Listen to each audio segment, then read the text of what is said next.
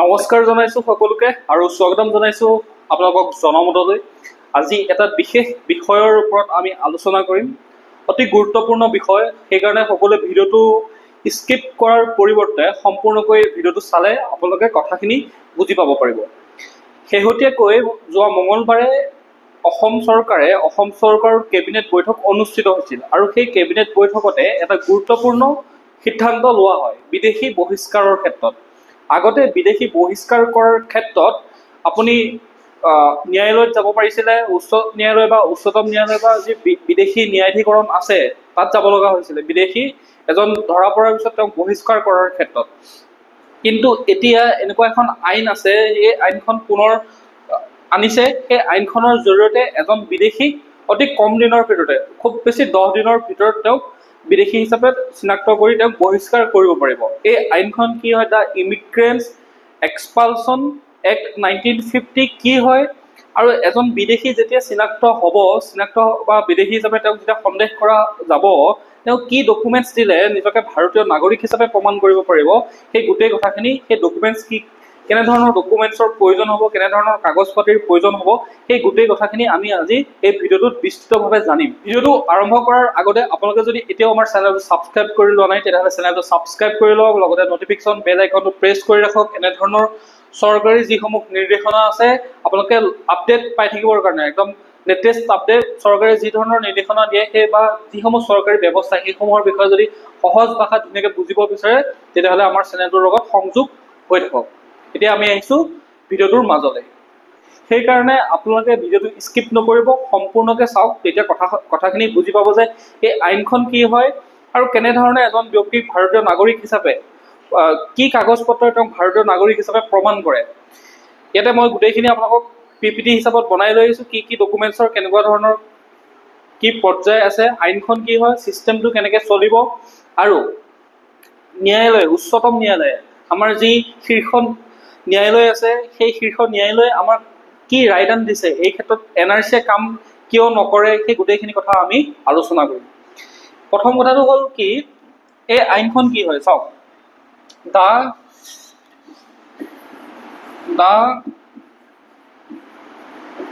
ইমিগ্ৰেণ্টছ এক্সপালচন act, এখন হৈছে 1950 অৰ্থাৎ 1950 চনতে প্ৰস্তুত হোৱা এখন আইন, যাৰ জৰিয়তে বিদেশীক বহিষ্কাৰ কৰিব পাৰি। অৰ্থাৎ কোনোবা বহিৰাগত মানুহ যদি আহিছে, কোনোবা যদি সন্দেহজনক ব্যক্তি আহিছে এখন দেশত বা এখন ৰাজ্যত, তেতিয়াহ'লে এই আইনৰ যি পদ্ধতি আছে, যি ক্ল'জ আছে, যি ধাৰা আছে, সেই ধাৰাৰ অধীনত বিদেশীবিলাকক ইয়াৰ পৰা পঠাব পাৰি। এই আইনখনৰ জৰিয়তে আপোনাক, এই আইনখন যেতিয়া প্ৰয়োগ কৰা হ'ব, এই আইনখন প্ৰয়োগ কৰিলে আপুনি কোনো ন্যায়ালয়ত গৈ, উচ্চ ন্যায়ালয় হওক, উচ্চতম ন্যায়ালয়ত গৈও আপোনাৰ কোনো ধৰণে আপুনি সুফল নাপাব। এই আইনখনে তৎক্ষণাত এজন ব্যক্তিক বহিষ্কাৰ কৰিব পাৰে। এইখন 1950 চনত অহা এখন আইন, আৰু বিশেষকৈ অসমৰ দৰে ৰাজ্যৰ ক্ষেত্ৰত এই আইনখনে কাম কৰে। এই আইনখনে কেনেধৰণে কাম কৰে?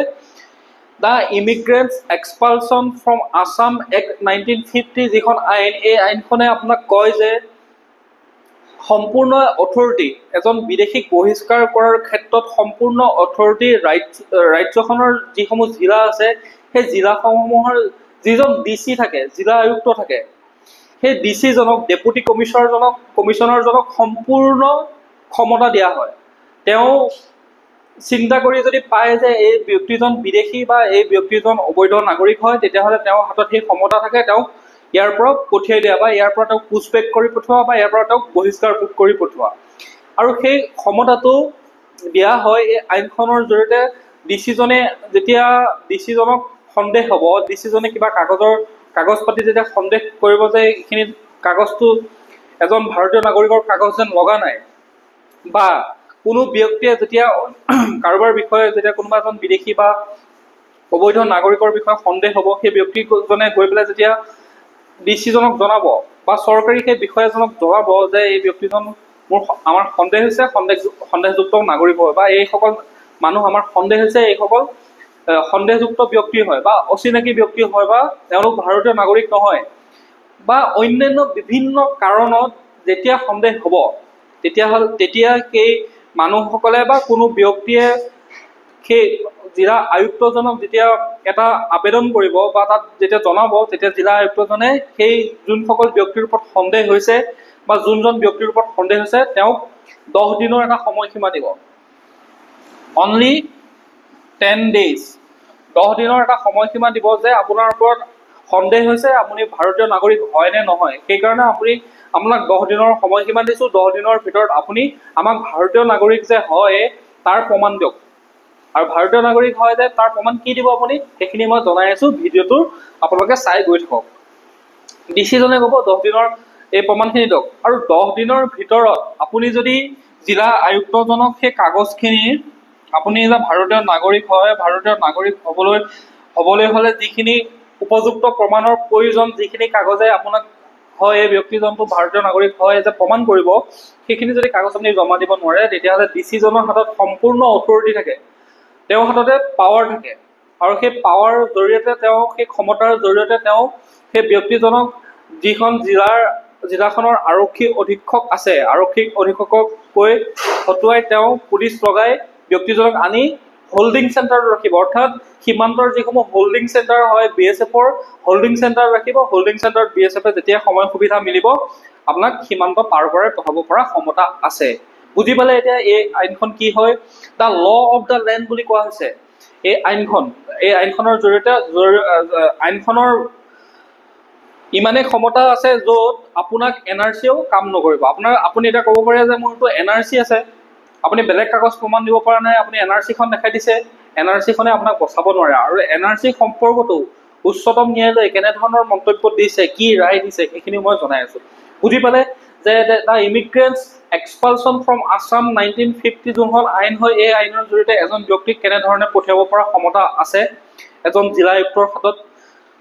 তো সেই কথাখিনি কমপ্লিট হ'ল, ক্লিয়াৰ হ'ল, বুজি পাইছে?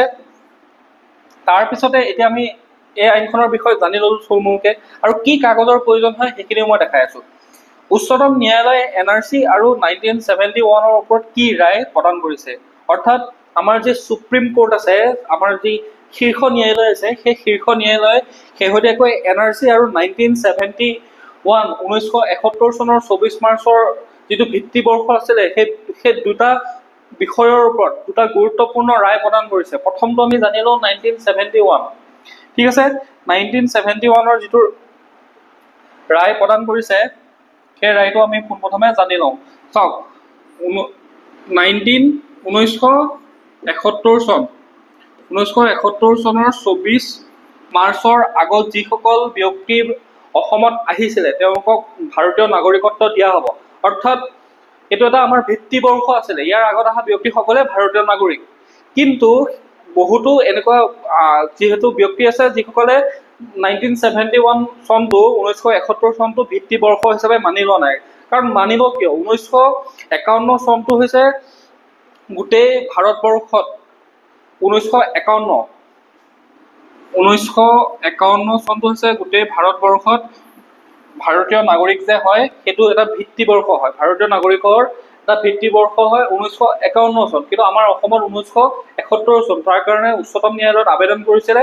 তাৰপিছত উচ্চতম ন্যায়ালয়ে এতিয়া এই কথাটোৰ ওপৰত ভিত্তি কৰি এই আইনখন সেইটো কাৰণে আহিছে। উচ্চতম ন্যায়ালয়ে কি ৰায় দিছে শুনি লওক। 1971-24 মাৰ্চ, অৰ্থাৎ অসমত এই দুইখন আইন হাতে হাতে চলিব বুলি এটা কথা, মানে দুইখন সমানে সমানে বেলেঞ্চ কৰি চলিব। অৰ্থাৎ 1971 চনৰ 24 মাৰ্চৰ আগত যিসকল ব্যক্তি অসমত আহিছিলে তেওঁলোকক সেইটো ভিত্তিবৰ্ষ মানে সেইটো ভিত্তিবৰ্ষই মানি লোৱা হ'ব। কিন্তু 1971 চনৰ পিছত যিসকল ব্যক্তি অসমত সোমাইছিলেহি তেওঁলোকক 1951 আইনৰ জৰিয়তে তেওঁলোকক বহিষ্কাৰ কৰা হ'ব। কথাটো ক্লিয়াৰ হৈছেনে আপোনালোকে? যে 1971 চনৰ আগত যিসকল লোক আহিছিলে তেওঁলোকক এই 1971 চনটো যিহেতু অসমৰ ক্ষেত্ৰত ভিত্তিবৰ্ষ আছিলে ভাৰতীয় নাগৰিক হোৱাৰ, তো এই চনটোৱে ৰখা যাব। কিন্তু 1971 চনৰ পিছত যিসকল ব্যক্তি আহিছে তেওঁলোকক এই আইনখনৰ যোগেদি তেওঁলোকক বহিষ্কাৰ কৰা হ'ব। অৰ্থাৎ আপোনাক যদি আপুনি বিদেশী বা সেই ব্যক্তিজন বিদেশী হিচাপে যদি প্ৰমাণিত হয় বা সন্দেহ হয়, তেতিয়াহ'লে বিদেশী ন্যায়াধীকৰণত নাযায়। কাৰণ বিদেশী ন্যায়াধীকৰণ বা উচ্চ ন্যায়ালয় বা উচ্চতম ন্যায়ালয়ত সেই সম্পৰ্কত গোচৰ নচলিব। কাৰণ এই আইনখন অনা হৈছে, এই আইনখনৰ জৰিয়তে 10 দিনৰ ভিতৰতে কাৰণ বিদেশী ন্যায়াধীকৰণ বা উচ্চ ন্যায়ালয় বা উচ্চতম ন্যায়ালয়ত গ'লে বহুত এটা দীঘলীয়া প্ৰচেছ হৈ যায়, বহুতখিনি সময় লাগে। সেইটো কাৰণে উচ্চতম ন্যায়ালয়ে দিছে এইখন আইন চলাবৰ কাৰণে যোনখন 1950 চনৰ আইনখনৰ জৰিয়তে বিদেশী বহিষ্কাৰ কৰা হ'ব। ক্লিয়াৰ হ'ল কথাটো? অৰ্থাৎ আপুনি বিদেশী ন্যায়াধীকৰণত গৈও কাম নহ'ব, উচ্চ ন্যায়ালয়তো গৈ কাম নহ'ব, বা উচ্চতম ন্যায়ালয়ত সেইসকল ব্যক্তি গৈ কাম নহ'ব যদি তেওঁলোকে 1971 চনৰ পিছত অসমত প্ৰৱেশ কৰিছে। ঠিক আছে, বুজি পালে কথাটো? তাৰপিছতে নেক্সট কথাটো হ'ল কি, NRC। এতিয়া বহুতে ক'ব যে আমাৰতো NRC আছে, ৰাষ্ট্ৰীয় নাগৰিকপঞ্জী আছে, আমাৰ ৰাষ্ট্ৰীয় নাগৰিকপঞ্জীত আমাৰ নাম আছে, তেতিয়াহ'লে আমাক কেনেকে বিদেশী বুলি ক'লে, বা আমি এইখন প্ৰমাণ NRC দেখাই দিম, NRC দেখাই দিলেই হৈ গ'ল।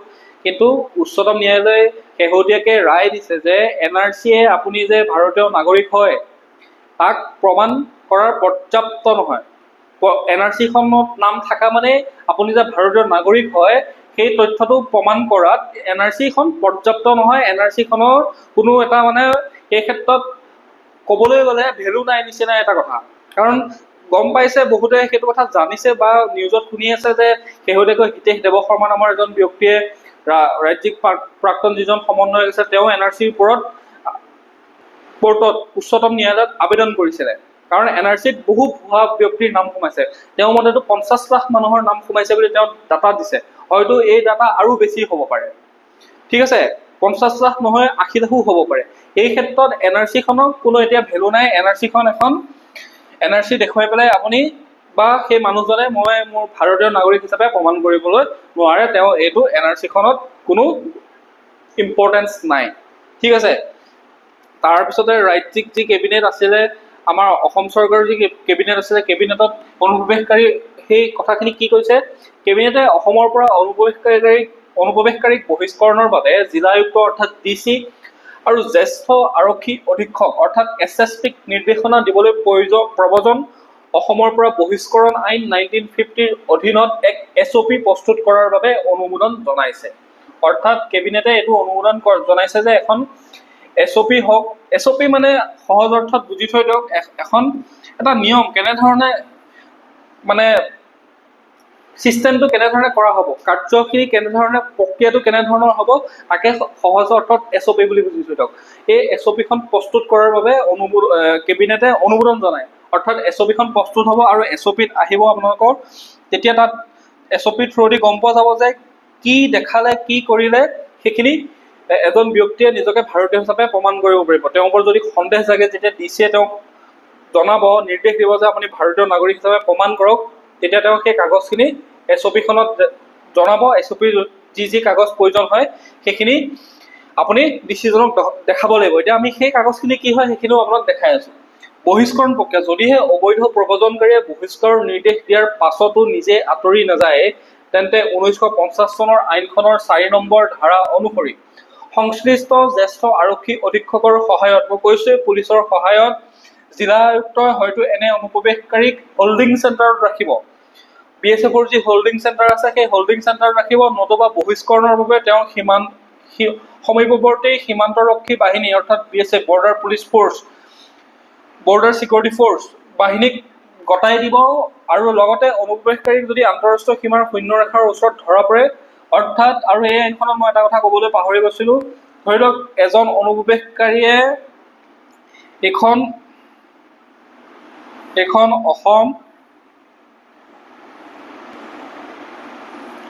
আছে অসম, এই অসমখনত এইফালে আছে বাংলাদেশ, এইখিনিতে আছে মেঘালয়, আৰু এইফালে এখন বাংলাদেশ হয়, এখন বাংলাদেশ।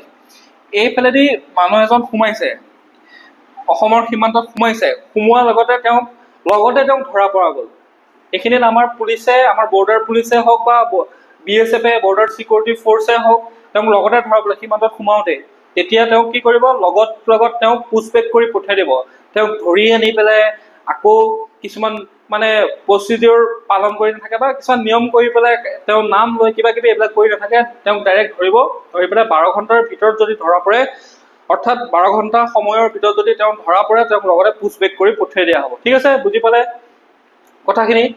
তাৰপিছতে আৰু এটা কথা হ'ল কি, আৰু যে সেই ব্যক্তিজন ধৰা পৰিব সেই ব্যক্তিজনৰ ডাটাখিনিও ৰখা হ'ব, স্পেচিয়েলি তেওঁক সেই ডাটাখিনি ৰখা হ'ব, মানে বায়'মেট্ৰিক যিখিনি মানে তথ্য সেই তথ্যখিনি ৰাখি থোৱা হ'ব যাতে পিছত সুবিধা হয়, যাতে পিছত সেই তেনেকুৱা ব্যক্তি ধৰা পৰিলে কামখিনি কৰিবলৈ ইজি হয়, সেই ডাটাখিনিও ৰখা হ'ব। ঠিক আছে, এতিয়া আমি আহিছোঁ এজন ভাৰতীয় নাগৰিক হিচাপে তেওঁ প্ৰমাণ কৰিবৰ কাৰণে কেনেধৰণৰ তথ্যৰ প্ৰয়োজন হয়। শুনক, এইটো কথাখিনি মই এতিয়াই আপোনাক স্পষ্ট কৰি দিছোঁ, পিছত আপোনালোকে ভুলকৈ বুজি নাথাকিব। চৰকাৰে SOP প্ৰস্তুত কৰিব দিছে জিলা আয়ুক্ত আৰু SSPক। তেওঁলোকে SOP প্ৰস্তুত, অৰ্থাৎ চৰকাৰে SOP প্ৰস্তুত কৰিব আৰু SOPৰ জৰিয়তে কেনেধৰণৰ কি প্ৰক্ৰিয়া চলে সেইমতে হ'ব। কিন্তু সৰ্বসাধাৰণে জনা কথা বা সকলোৱে জানে এজন ভাৰতীয় নাগৰিক হিচাপে যদি প্ৰমাণ কৰিব লগা হয় কেনেকুৱা ধৰণৰ আপুনি কাগজ দিব লগা হয়।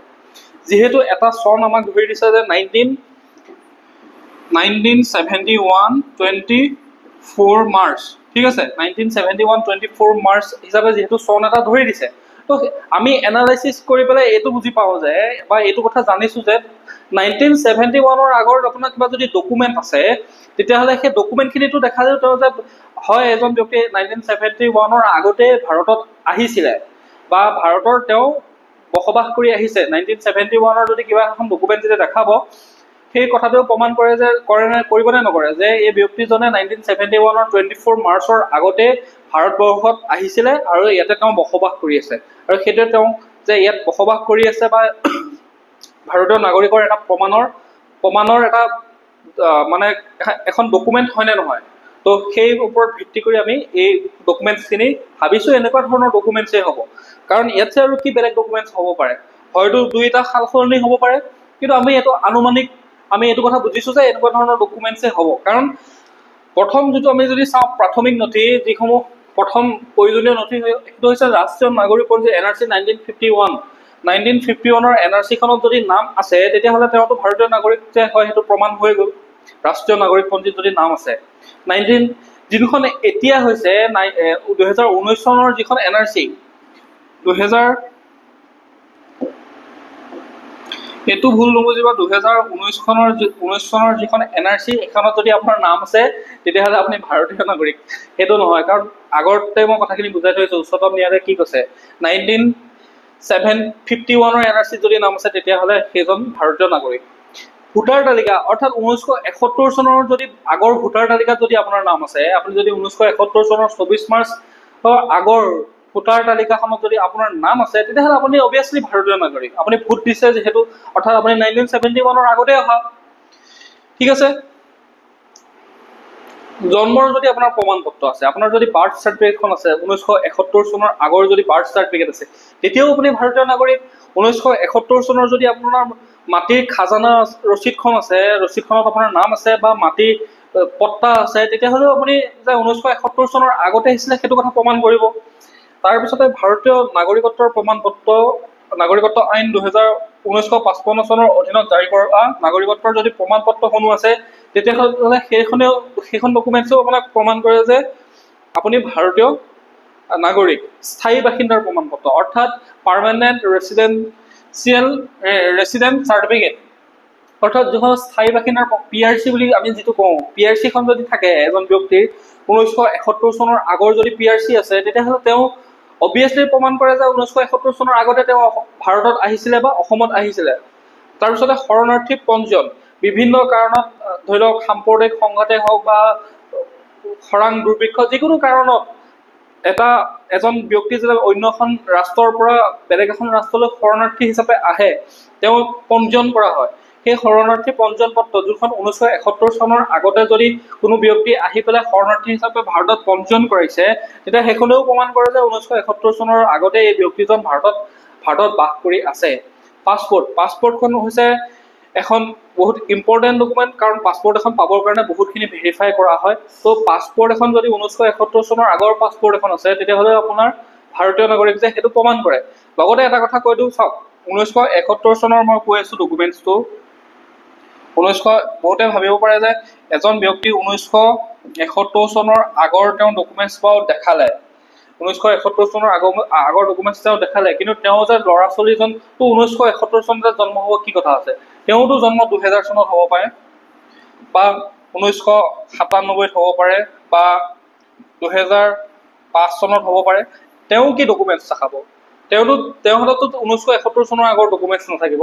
তেতিয়া সেই কথাখিনি মই বুজাই দি আছোঁ, ভিডিঅ'টো কমপ্লিট চাব লাগিব, কাৰণ মই আপোনালোকক খেলেং খেচেংকৈ যদি কথাটো কওঁ আপোনালোকে নিজে কনফিউজ হৈ যাব। তো সেই কথাখিনি বুজি পাব হ'লে ভিডিঅ'টো মই প্ৰথমৰ পৰা যেনেধৰণে পৰ্যায়ক্ৰমে কৈ গৈ আছোঁ তেনেধৰণে আপোনালোকে ভিডিঅ'টো চাই যাব লাগিব। পিছত কমেণ্টত লিখি থাকিলে নহ'ব, এইটো বুজি নাপালোঁ, সেইটো বুজি নাপালোঁ। বুজি পালে? 1971 আগত যদি পাছপৰ্টখন আছে তেতিয়াও সেই পাছপৰ্টখনে প্ৰমাণ কৰে যে তেওঁ 1971 চনৰ আগতে ভাৰতৰ বাসিন্দা আছিলে। অনুজ্ঞাপত্ৰ বা চাৰ্টিফিকেট, আপোনাৰ 1971 চনৰ কোনো অনুজ্ঞাপত্ৰ যদি আছে, ধৰি লওক আপুনি এজন চৰকাৰী চাকৰিয়াল বা ভাৰত চৰকাৰৰ অধীনত বা অসম চৰকাৰৰ অধীনত আপুনি চাকৰি কৰিছিলে, আপোনাৰ তাত এখন আইডেণ্টি কাৰ্ড আছে, আপোনাৰ তাত এখন পেঞ্চন পে'মেণ্ট বুক আছে, বা আপোনাৰ হাতত ড্ৰাইভিং লাইচেঞ্চ এখন আছে, যি নেকি আপুনি 1971 চনৰ আগৰে হয়, সেইখনেও আমাক প্ৰমাণ কৰিবনে নকৰে যে আপুনি 1971 চনতে আগতে ব্যক্তিজন ভাৰতত আহিছিলে। বেংক বা ডাকঘৰৰ নথি, অৰ্থাৎ বেংকৰ যি পাছবুক আছে বা ডাকঘৰৰ যদি পাছবুক আছে, চৰকাৰী কথা কৈ আছোঁ, বেচৰকাৰী নহ'ব, চৰকাৰী বেংকৰ আৰু আমাৰ পোষ্ট অফিচৰ যদি আপোনাৰ হাতত এখন পাছবুক আছে যিখন 1971 চনৰ আগতে উলিওৱা, সেই কথাটোও প্ৰমাণ কৰে যে তেওঁ ভাৰতত 1971 চনৰ আগতে আহিছিলে। শিক্ষাগত প্ৰমাণ পত্ৰ, 1971 চনৰ আগৰ যদি মেট্ৰিক পাছ কৰা, হাই ছেকেণ্ডেৰী পাছ কৰা, গ্ৰেজুৱেশ্যন কৰা, পষ্ট গ্ৰেজুৱেশ্যন কৰা, বা অন্যান্য যিকোনো ধৰণৰ যদি ডকুমেণ্টছ আছে যে য'ত লিখা আছে যে এই ব্যক্তিজনে 1971 চনৰ আগতে এই প্ৰতিষ্ঠানটোৰ পৰা, চৰকাৰী প্ৰতিষ্ঠান হ'ব লাগিব, এই প্ৰতিষ্ঠানটোৰ পৰা তেওঁ পাছ কৰিছে, তেতিয়াহ'লে সেই কাগজখনে কি কৰিব পাৰে? প্ৰমাণ কৰিব পাৰে যে তেওঁ 1971 চনৰ আগতে অহা। তাৰপিছতে আদালতৰ নথি, আদালতৰ যিবিলাক কোৰ্ট এফিডেভিট হওক বা যিকোনো ধৰণৰ কাগজ, আদালতৰ নথি এখনত যেতিয়া থাকিব আপোনাৰ হাতত 1971 চনৰ আগৰ, সেই 71 চনৰ আগৰ নথিখনেও প্ৰমাণ কৰে যে এই ব্যক্তিজন 1971 চনৰ আগতে অহা বা ভাৰতীয় নাগৰিক। ঠিক আছে, এতিয়া কথাটো হ'ল কি, মই যে কৈছিলোঁ 1971 চনৰটো কাগজখন আমাৰ নাথাকিব পাৰে, বা সেই ব্যক্তিজনৰ নাথাকিব পাৰে। কাৰ থাকিব পাৰে? তেওঁ পিতৃ মাতৃৰ থাকিব পাৰে, বা তেওঁ ককাৰ থাকিব পাৰে, বা তেওঁ আজু ককাৰ থাকিব পাৰে। তেতিয়া কি হ'ব? আমিতো 2000 চনতহে জন্ম, আমিতো 2005 চনত জন্ম, আমিতো 1990 চনত জন্ম, আমাৰ ক্ষেত্ৰত কেনেকৈ 1971 চনৰ ডকুমেণ্টছ থাকিব? আমি তেতিয়া কি কৰিম? তেতিয়া আপুনি কৰিব লাগিব কি, আপোনাৰ যিহেতু পিতৃ মাতৃ থাকিব বা ককা থাকিব, আপোনাৰতো পৰিয়ালৰ এটা বৃক্ষ আছে ন। ধৰি লওক এইজন হৈছে আজু ককা, আজু ককাৰ দুজন ভাই ককাই, ককা, সৰু ককা, ডাঙৰ ককা, সৰু ককা ডাঙৰ ককাৰ দুজন ল'ৰা ছোৱালী, তেওঁলোকৰ দুটা সন্তান, তাৰপিছত আকৌ তেওঁলোকৰ দুটা সন্তান, এইডাল হৈছে বংশবৃক্ষ বুলি কয়। ঠিক আছে, এইডাল হৈছে বংশবৃক্ষ। যদি বংশবৃক্ষত এই আজু ককাৰ নামটো বা আপোনাৰ ককাৰ নামটো, আপোনাৰ পিতৃৰ নামটো যেতিয়া থাকিব 1971 চনৰ আগৰ ডকুমেণ্টছখনত, তেতিয়াহ'লে আপুনি 2005 চনতে জন্ম হয়, 2019 চনতে জন্ম হয়, তেতিয়া সেই কথাটো প্ৰমাণ হয় যে তেওঁ পিতৃ যিহেতু 1971 চনৰ আগতে, বা তেওঁ ককা যিহেতু 1971 চনৰ আগতে ভাৰতীয় নাগৰিক হয়, অহা ব্যক্তি হয়, বা ভাৰতীয় নাগৰিক হয়, ভাৰতত বসবাস কৰি আছে, তেতিয়াহ'লে সেই বংশবৃক্ষ দ্বাৰা প্ৰমাণ কৰিব যে তেওঁৰ যিটো সন্তান বা তেওঁৰ যিটো নাতি, তেওঁ ভাৰতীয় নাগৰিক হয়। সেই যিসকলে কৈ আছিলোঁ 2005 চন, বা তেওঁলোকে সেই ছিষ্টেমত তেওঁলোকৰ ভেৰিফাই হ'ব। বুজি পালে কথাটো হ'ল এতিয়া জন্মৰ প্ৰমাণ পত্ৰ, আপোনাৰ যদি জন্মৰ প্ৰমাণ পত্ৰখন আছে, তাৰপিছত শিক্ষাগত প্ৰমাণ পত্ৰ সেই একেখিনিয়ে ডকুমেণ্টছ, পাছপৰ্ট যদি আছে, আধাৰ কাৰ্ড, ভোটাৰ কাৰ্ড মই আনিছোঁ কিন্তু ক'ব নোৱাৰোঁ, আধাৰ কাৰ্ডখনতো ভাৰতীয় নাগৰিক যে আধাৰ কাৰ্ডখন দেখালে ভাৰতীয় নাগৰিক হয়, সেইটো আধাৰ কাৰ্ডখনৰ কোনো ভেলু নাই, এখন আইডেণ্টিটি কাৰ্ড। ঠিক আছে, উচ্চতম ন্যায়ালয়ে শেহতীয়াকৈ ৰিচেণ্টলি পৰহিনে কালি জাজমেণ্ট দিছে যে আধাৰ কাৰ্ডখন ভাৰতীয় নাগৰিকত্ব হোৱাৰ কোনো প্ৰমাণ নহয়, এখন আইডেণ্টিটি কাৰ্ড। ঠিক আছে, তাৰপিছত ভোটাৰ ID কাৰ্ডখনো এখন আইডেণ্টিটি কাৰ্ড। ভোটাৰ ID কাৰ্ডখনত আপোনাৰ নাম থাকিলে নহ'ব, আপোনাৰ ভোটাৰ লিষ্টত নাম থাকিব লাগিব। ভোটাৰ ID কাৰ্ডখন হৈছে এখন ধুনীয়াকৈ এনেকৈ বনাই দিয়া এখন কাৰ্ড, এই কাৰ্ডখনত এইখিনিতে আপোনাৰ ধুনীয়াকৈ ফটো এখন থাকে, তাৰপিছত এইবিলাক কিবা কিবি নাম চাম থাকিব, আপোনাৰ ফাদাৰ মাদাৰ এইফালে ৰেজিষ্ট্ৰেশ্যন যিটো নাম্বাৰ থাকে সেইটো থাকিব। সেইখনত নহ'ব, যোনখন ভোটাৰ লিষ্ট আছে ভোটাৰ লিষ্টত নাম থাকিব লাগিব। আমাৰ যি ইলেকশ্যন কমিশ্যন আছে, নিৰ্বাচন আয়োগৰ যিখন ভোটাৰ লিষ্ট হয় সেই ভোটাৰ লিষ্টত নাম থাকিব লাগিব। পান কাৰ্ডখন হ'ব পাৰে নহ'ব পাৰে। বিবাহৰ প্ৰমাণপত্ৰটো এটা ইম্পৰ্টেণ্ট ডকুমেণ্ট হয়। আপোনাৰ যদি মেৰিজ চাৰ্টিফিকেট আছে, মেৰিজ চাৰ্টিফিকেটখন কোৰ্টত যেতিয়া বিবাহ কৰা হয় সেই কোৰ্টৰ চাৰ্টিফিকেটখনো, যিখন মেৰিজ চাৰ্টিফিকেট বুলি কয় বিবাহৰ প্ৰমাণপত্ৰ, সেইখনো ইম্পৰ্টেণ্ট হয়। বা ভূমি বা ঘৰৰ, মই কৈছোঁ খাজানা ৰচিদত যদি আপোনাৰ নাম আছে, চাওক আপোনাৰ খাজানা ৰচিদ এখনত কি হয়, আপোনাৰ নাম আছে আৰু সেই খাজানা ৰচিদখনতে আপোনাৰ আজু ককাৰো নাম থাকে, আপোনাৰ দেউতাৰো নাম থাকে, ঠিক আছে। বা সেই খাজানা ৰচিদখনত আপোনাৰ দেউতাৰ ভাই ককাই কেইজনৰ নাম আছে, ঠিক আছে। সেই খাজানা ৰচিদখনত যিহেতু নাম থাকিব আপোনাৰ পিতৃ বা ভাই ককাই বা খুৰা বা ককাৰ, তেতিয়াহ'লে সেইখনেও প্ৰমাণ কৰিব, ঠিক আছে। চাকৰি প্ৰমাণপত্ৰ, চৰকাৰী যদি ভাৰত চৰকাৰৰ অধীনত কোনো চাকৰি কৰি আছে বা অসম চৰকাৰৰ অধীনত কোনো চাকৰি কৰি আছে, তেতিয়া সেইখিনিও প্ৰমাণ কৰিব। কিন্তু মেইন কথা এটা হ'ল, কৈ দিওঁ মই আপোনালোকক যে এইখিনি আপোনালোকে যিখিনি মই ডকুমেণ্টছ দেখালোঁ, এইখিনি হৈছে সৰ্বসাধাৰণভাৱে সকলোৱে জনা বা সাধাৰণতে যদি আমি এনালাইচিছ কৰি চাওঁ যে এজন ব্যক্তিৰ যদি 1971 চনৰ আগত অহা হ'ব লাগে, তেতিয়াহ'লে আমি তেওঁক কি ডকুমেণ্টছৰ আধাৰত তেওঁ যে 1971 চনৰ আগতে আহিছে আমি প্ৰমাণ কৰিব পাৰোঁ বা আমি বিচাৰ কৰিব পাৰোঁ। তেতিয়া দেখা যায় যে এনেধৰণৰ যিসমূহ আমাৰ ডকুমেণ্টছ থাকে ইম্পৰ্টেণ্ট, এজন ব্যক্তিৰ জীৱনত যিসমূহ ইম্পৰ্টেণ্ট ডকুমেণ্টছৰ প্ৰয়োজন হয়, যিসমূহ ইম্পৰ্টেণ্ট ডকুমেণ্টছ চৰকাৰীভাৱে মানে অহা হয়, চৰকাৰৰ চিলমোহৰ লগাকৈ যিসমূহ ডকুমেণ্টছ চৰকাৰে দিয়ে, সেই ডকুমেণ্টছসমূহৰ ভিতৰত যদি আমি পৰীক্ষা কৰি চাওঁ, এতিয়া মই যিখিনি ডকুমেণ্টছ দেখালোঁ সেই ডকুমেণ্টছখিনিয়ে কি হয়, চৰকাৰৰ পৰা অহা ডকুমেণ্টছ, চৰকাৰে দিয়া ডকুমেণ্টছ, চৰকাৰী কোনো প্ৰতিষ্ঠানৰ পৰা পোৱা বা আদালতৰ পৰা পোৱা বা বিভিন্ন চৰকাৰী মাধ্যমৰ যোগেদি পোৱা কিছু ডকুমেণ্টছ হয়। সেই ডকুমেণ্টছখিনি আমাক প্ৰমাণ কৰে, সহায় কৰে যে এই ব্যক্তিজন 1971 চনৰ আগতে অহা। চৰকাৰে যিহেতু কৈছে যে কেবিনেটত SOP প্ৰস্তুত কৰিব, তেওঁলোকে নিৰ্দেশনা অনুমোদন জনাইছে আৰু সেই SOPৰ অধীনত তেওঁলোকে গম পাব যে কেনেধৰণৰ ডকুমেণ্টছ তেওঁলোকে বনাব বা কেনেধৰণৰ ডকুমেণ্টছ তেওঁলোকে বিচাৰিব। কিন্তু আমাৰ সাধাৰণভাৱে আমি চিন্তা কৰি বা সাধাৰণভাৱে আমি এনালাইচিছ কৰি আমাৰ ধাৰণা হয় যে এইখিনিয়ে ডকুমেণ্টছ হ'ব, এইখিনি ডকুমেণ্টছতকৈ আগত আৰু কি ডকুমেণ্টছ হ'ব পাৰে, দুই এখন কিবা ডকুমেণ্টছ সংযোগ হ'ব পাৰে, কিন্তু এইখিনি ডকুমেণ্টছক অভাৰটেক কৰিব নোৱাৰে, কাৰণ এইখিনি ডকুমেণ্টছ হৈছে এজন ব্যক্তিৰ বা যিহেতু চৰকাৰী কাগজ হয়, এইখিনি চৰকাৰে দিয়া কাগজ আমাক, এইখিনি ডকুমেণ্টছো বহুত এটা ভেলু আছে। সকলোৱে এই কথাটো হয়তো বুজি পায় যে মই যিখিনি ডকুমেণ্টছ দেখালোঁ এইখিনি বহুত ভেলুৱেবল ডকুমেণ্টছ হয়। এইখিনি ডকুমেণ্টছে আপোনাক যিকোনো কথাত প্ৰমাণ কৰাত চৰকাৰে যেতিয়া কিবা এখন ডকুমেণ্টছ বিচাৰে, এই ডকুমেণ্টছখিনিৰ ভিতৰতে এখন ডকুমেণ্টছ তেওঁলোকে লয়, ঠিক আছে। সেই ক্ষেত্ৰত তেনেকৈ ধৰণে তেওঁলোকে সেই SOPখন প্ৰস্তুত কৰিব। এতিয়া আপোনালোকে এইটো নক'ব যে এইখিনি ডকুমেণ্টছ চৰকাৰে দিছে বুলি, বা মই কোৱা নাই, স্পষ্টভাৱে শুনি লওক, এই ডকুমেণ্টছখিনি চৰকাৰে কোনো ধৰণে এইখিনি চৰকাৰে SOP প্ৰস্তুত কৰি অসম চৰকাৰে এইখিনি ডকুমেণ্টছ লাগিব বুলি এতিয়ালৈকে কোৱা নাই। মই এই ভিডিঅ'টো বনাই থকা সময়লৈকে এইখিনি আমি সৰ্বসাধাৰণভাৱে বহুকেইখন নিউজ পেপাৰ বা বহুতো এনেকুৱা ধৰণৰ প্ৰবন্ধ বা বহুতো চৰকাৰৰ কাৰ্যসূচীবিলাক বা চৰকাৰী নিয়মসমূহ পৰীক্ষা নিৰীক্ষা কৰি আমি জাষ্ট এনালাইচিছ কৰিছোঁ যে এই ডকুমেণ্টছখিনিয়ে হ'ব পাৰে, ঠিক আছে। তো এনেকুৱা ধৰণৰ ডকুমেণ্টছখিনি মই সেইকাৰণে বাৰে বাৰে কৈছোঁ, এয়া চৰকাৰে এতিয়ালৈকে কোৱা নাই, কিন্তু এইখিনি আমি নিজে এনালাইচিছ কৰি আমাৰ বিচাৰত আমাৰ বিবেচনাত এনেকুৱা ধৰণৰ ডকুমেণ্টছখিনিয়ে প্ৰথমতে মনলৈ সেইখিনি ডকুমেণ্টছে হ'ব পাৰে। তো সেইকাৰণে সেই ডকুমেণ্টছখিনি প্ৰয়োজন হ'ব পাৰে, ঠিক আছে।